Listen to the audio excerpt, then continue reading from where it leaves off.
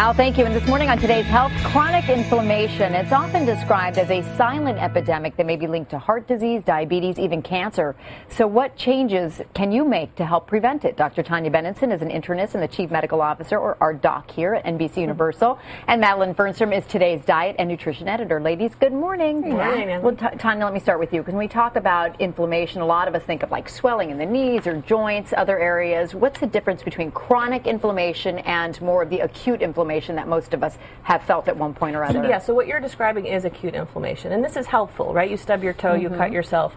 Your body, this is the way to heal itself. You want that, that's good.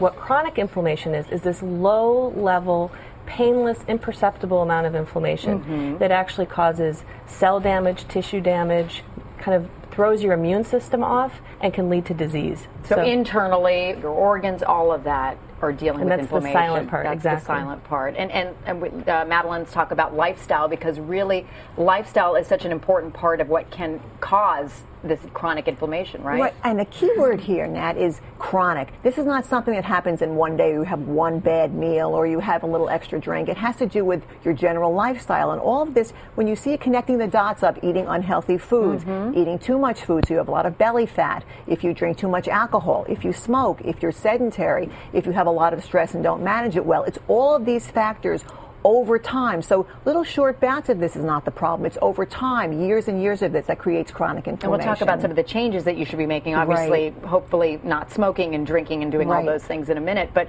Dr. Tanya, when you talk about some of the illnesses that we heard that are perhaps linked to chronic inflammation, heart disease and some of the other stroke, pretty serious stuff. It's actually amazing research they've come up with, that this concept of inflammation is actually a common link to so many diseases that we know about already. Cancer, heart disease, stroke, Alzheimer's, premature aging, diabetes. We think of them usually as independent diseases, and now we know they're all linked by this chronic inflammation, and there's something you can do about it. So and what are some symptoms? I mean, how do you know if you're dealing with chronic inflammation? Well, actually you don't, and that's part of the problem. But a good example of something in science and medicine that we're doing now, let's take heart disease.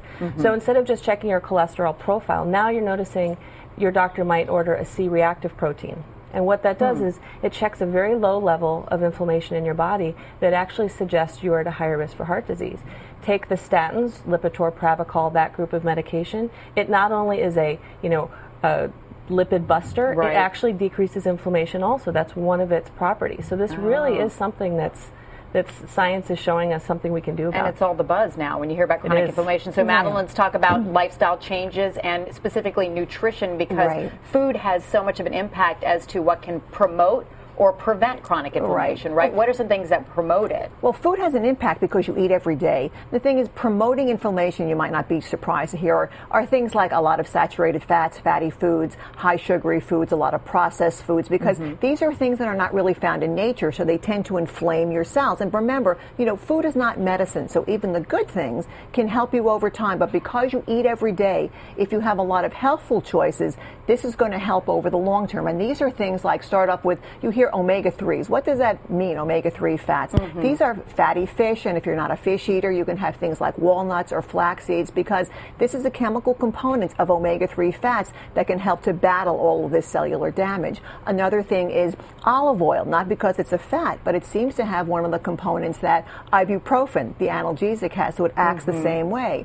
The ever popular, fruits and vegetables, all that color, the stuff that makes fruits and vegetables colorful, also has special chemical actions to promote good health in the body. And finally, tea, white tea, green tea, black tea, it doesn't matter. The antioxidants. Right, but it does matter that you can't have an occasional cup of tea and go, wow, I'm covered here. It's 4 or 5 cups a day, every day, to have an anti-inflammatory effect. So it's important to go, you can't have this once or twice to make a difference. Well, Dr. Tanya Benenson, Madeline Fernstrom, ladies, thank you so much. You're Good to have welcome. you here.